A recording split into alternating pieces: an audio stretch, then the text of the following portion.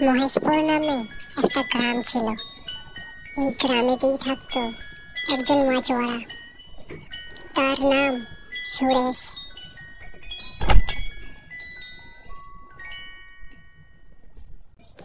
আর সুরেশের বউ সবজি কিনতে এলো।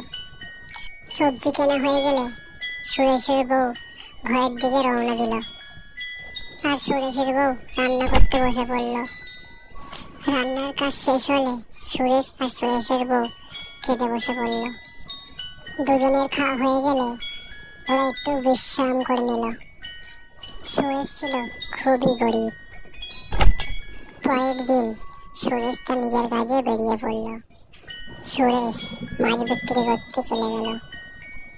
সুরেশ খুব চিন্তায় পড়ে গেল। সকাল থেকে সে একটাও মাছ বিক্রি করতে পারেনি। তার মাছ না বিক্রি হলে তার বউ আর খাবে কি? কিন্তু তার একটাও মাছ বিক্রি হলো না। পরের দিন সুরেশ একটা জাল একটা নৌকা নিয়ে মাছ ধরতে বেরিয়ে গেল। সে অনেকগুলো মাছ ধরতে পারলো। সেই মাছগুলো সে বিক্রি করতে বেরিয়ে গেল। তারপর সেই মাছগুলো বাজারে নিয়ে গেল।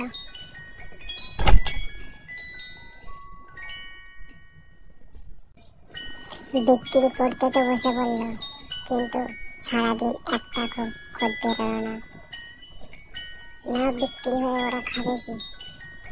ওরা এরকম ভাবে কি প্রাণী হারাবে?